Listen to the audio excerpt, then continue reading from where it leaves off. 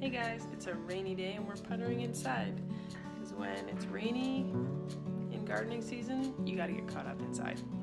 My sourdough starter needs some love and I need to make some lunch. So I thought I'd bring you along. Come bake with me. So, due to the whole having a baby thing, my sourdough starter has been a little neglected. There's a couple factors here. One is that I did so much baking for the freezer before having a baby that I haven't needed to bake much. I just keep pulling stuff out of the freezer. And number two is that life with a newborn is, hard to explain because I'm brain dead because I have a newborn.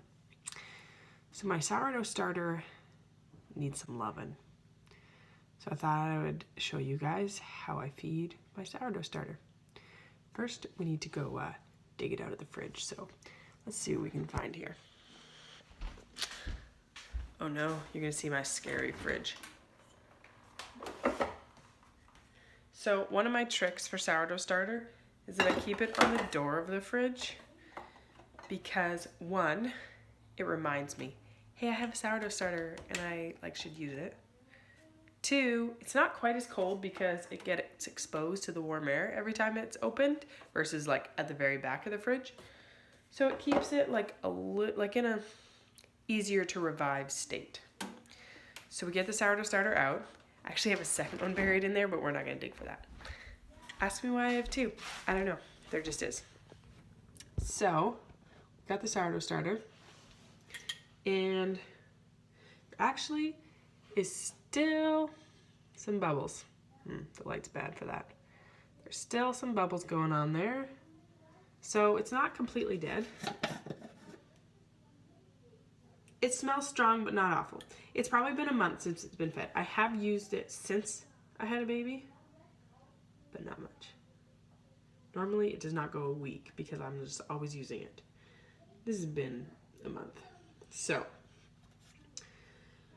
I do want to feed all of this. So this is the 1 quart jar. And so this, for me to feed it, it would overflow this jar. And I don't need to overflow the jar. So I'm going to pour some off. Actually, I'm going to scoop some into another jar. And then I'm going to use this to make pancakes or something. Maybe we'll have pancakes for lunch. It's a good idea. So, let's get a clean jar.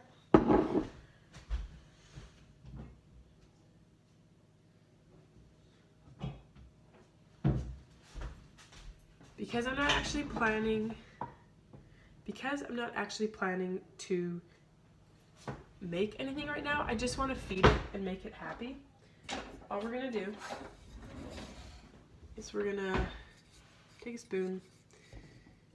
So when you take your sourdough starter out, and if it's been a while, if it looks sad on top, mine does not look sad on top. If it looks sad on top, scrape the top off, then get a fresh spoon and take a spoonful. We're just gonna you really don't need much to make a new batch of starter. I got about a tablespoon here.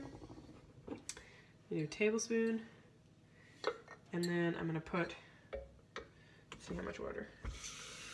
A 1/4 cup of water in there. And we're gonna dissolve that tablespoon into this here. I feed water before I feed flour, and I don't measure and I don't weigh. Was Ma Ingalls weighing her starter? No, she wasn't. How I feed my starter is I add the water first. I usually am not putting it into a new jar. I'm just using this jar, but this has been there a while. It's pretty strong. If you want to take your starter down to smelling less strong and tasting less strong, best way is to take a little bit and start a new jar. Because if I were to feed all this, I'd have mass amounts of starter and it would taste pretty strong. So you mix the water in first. My goal, consistency-wise, is, so if you feed equal parts flour and water, which is really common, that's like a pancake batter consistency. That's gonna rise and fall and be ready to use really quickly, but then also past the point of being happy to use quickly. If you aim for like a muffin batter consistency, which is more flour than water, it'd probably be like a cup of flour to 2/3 of a cup of water. Hamish, I'm busy. You need to go do something else right now, okay? Looking for electrolytes. Go. But the chicken needs it. They're downstairs. So muffin batter consistency is what works best for me.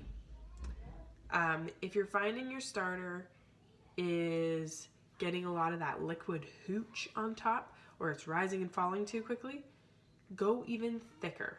Go for like a brownie batter consistency. So those are kind of like how I gauge it. I don't weigh or measure it.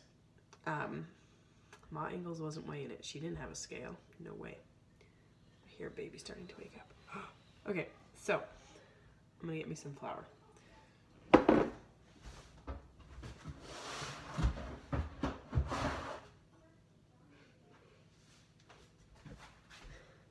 So I use a canning funnel on top of my jar so that I don't get the top of the jar all crusted with flour and water, because that's really hard to clean. It's like glue. You can feed pretty much any type of wheat flour.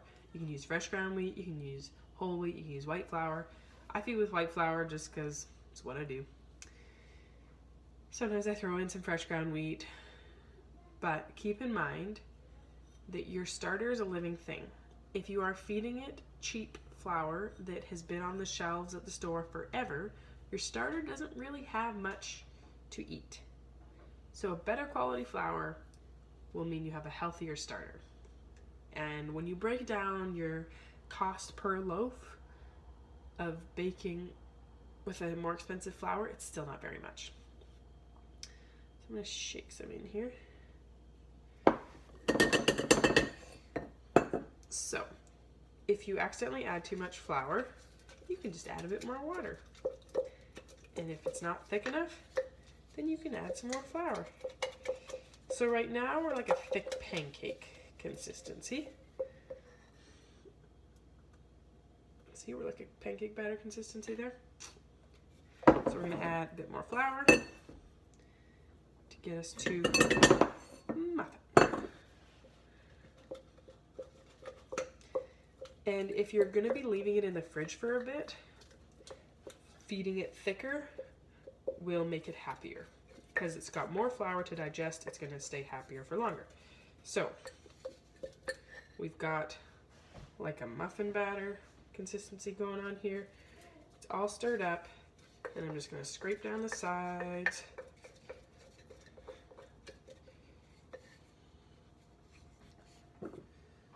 Throw a lid on.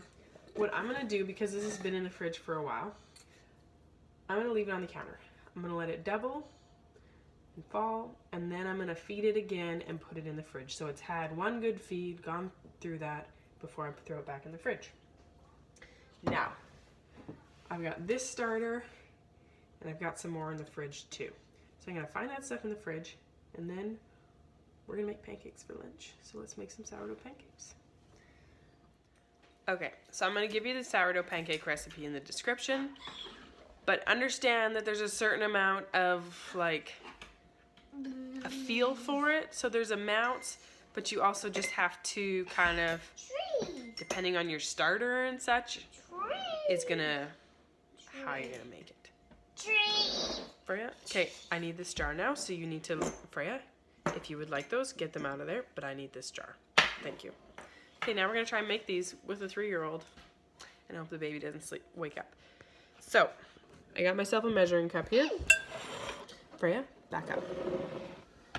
And I've got my starter. So, we're going to dump the starter in. And for every cup of starter, this is starter that's no longer bubbly. It's risen and it's fallen. You can't use it for making bread. So now we're going to make pancakes with it, and they are going to get risen with the aid of baking soda. So. Yeah. So. Okay. So we got that. We have. Bacon. How much sourdough starter do we have here? We've got like a cup and a half. So I'm gonna use 3 eggs here. Dish. Freya, I don't need this just yet. Thank you. Okay, Freya, I need you to go help the boys. We need some. Freya, We need some. can you go help the boys? We need some. Freya, go help the boys. We need some. Okay, so we got 3 eggs here. And I'm gonna use a Danish dough whisk, which is my best friend for mixing doughs. Freya? Not this time, okay?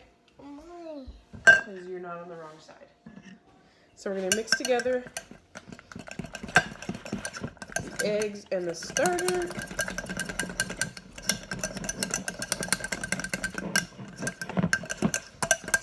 And then we need, for every cup of starter, we're using 2 tablespoons of olive oil. Mommy did that too. And so I've got a cup and a half. Mommy, I knew it. So 3 tablespoons of olive oil. A little bit more there. Then sugar. Couple fat pinches of salt. Then sugar. I like to add a little bit of sugar. This is optional, but some sugar. please, Freya, I do come around this side then. You're on the wrong way. So I'm just gonna add a tablespoon of sugar. Oh, thank you, Freya, for this thing. It's just what I needed. Okay, I'm gonna mix this in. Can we mix some? Sure, Freya, you can mix it.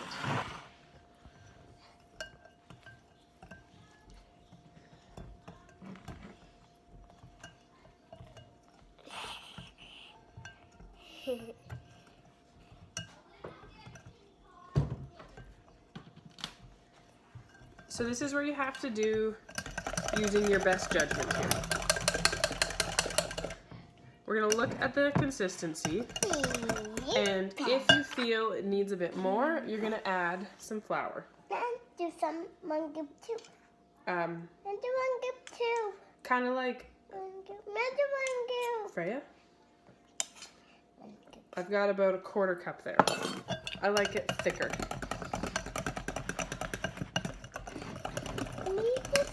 Sugar. Some sugar. Okay. I think, so I'm going to show you this here. One more egg. So I feel it needs to be a little thicker.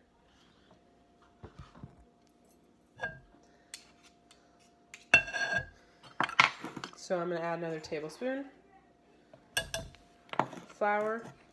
Okay, and this is actually where we add baking soda, which I add in with the flour. You want to do some? Freya, Do some. hold your horses. We use we use a 1/4 teaspoon per cup. So I stir it into a tablespoon of flour. Then we dump it in. And we dump it in.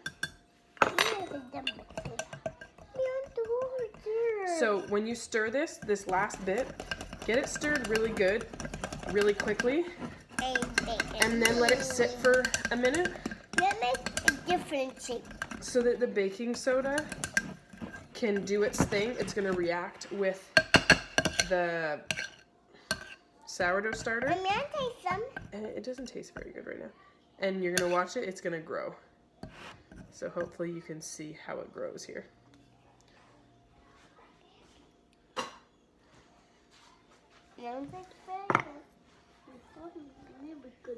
And now, One more egg. we're gonna make ourselves, no, we don't need any more eggs right now. We're gonna make ourselves some pancakes. So a certain little 3-year-old who shall not be named apparently dumped a little thing of nails all over the floor of little nails, and he was stepped on one. So that's why he was crying. So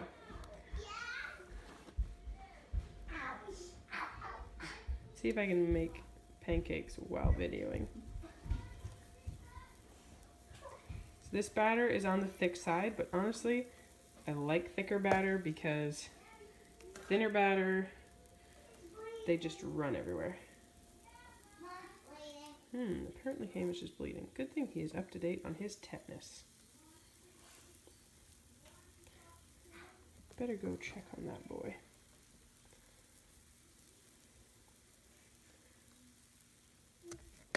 So luckily Hamish's blood was just a little bit, and we're good. Okay, I don't need to see your foot up by here, thanks. So, same with other pancakes. When they are those sourdough? bubbly around the edge, yeah, these are sourdough pancakes. And I have to pick 3 chick We butts. flip them, Mac. While I am making a video about pancakes, please don't tell me about poopy chick butts. Go find something else to do. Wow. It is hard to flip these? Wow. So the only thing that I dislike about this, other than, yes, it's non-stick, is that they just don't brown the same way. But honestly, the convenience of a griddle, an electric griddle, wins for me every time. So these are nice, super fluffy pancakes here. And we're going to do them up our favorite way, which is some good old maple syrup. And this is going to be our lunch. Okay, so now that they are bouncing back, they are ready for us to eat just in time for lunch. Good thing, because I didn't know what we were having for lunch. I think maybe I should have got a bigger plate here. So with the yield, obviously how much flour, etc. you add is going to make a difference. But also keep in mind that sourdough is more filling, and you'll find your kids are filled up more on these. You can use this with any type of wheat starter, this recipe. I'm pretty sure you could swap the eggs for flax eggs. Pretty sure my mom's done that. And you can add different flours for the couple tablespoons of flour. I mean, I added up almost to a 1/4 cup because my starter was pretty runny this time. But you can use buckwheat flour there. So this time, this made about a dozen pancakes, but I made pretty big pancakes that my kids won't eat many of because they are so filling. I doubt we're going to have leftovers today, but if you do have leftovers, we love pancake jam sandwiches. Thank you for sharpening a pencil, Mac, as I'm trying to make a video. You know what that Mac, can you show me what your pancakes look like on the inside? Dun dun dun. Okay, slow down. Okay. It's a little butchered there, but see if hams are a little easier to see. They're nice and fluffy and delicious. Fluffy pancakes. We love these pancakes. Fluffy cakes. Fluff cake. Here's a sweet sleeping baby, although it looks like she's starting to wake up. Hey, Mama. You know what noodling is? Noodling for catfish? Yeah, it's really stick their hand in catfish holes to try and grab catfish. I never want to noodle. I can't say I'd want to noodle for catfish either. And it's actually a woman's sport. I think it's an everyone's sport. So here's the empty jars from dumping up the sourdough starter. This was the newer one. It's not as grody around the top. This was the older one, and it's pretty grody around the top. And these are like, it's dried on there like glue. It's ridiculous to clean. So I'm going to soak these. I probably won't even wash them today. I end up soaking them sometimes for a couple days. Soaking, scrubbing a bit, soaking some more once they get to this level of crusty on here. That's why using the funnel helps the top stay a bit cleaner. Now, children, who wants some pancakes for lunch? And what are you doing that you're not supposed to? Oh, you're into the first aid kit, putting a Band-Aid on for no reason. Oh, you stepped on one of the nails that you dropped all over the floor. Oh yeah, that was really cool. I love having nails all over the floor in the basement. One nail. Did you clean them up? Yeah. Yeah. Rascal.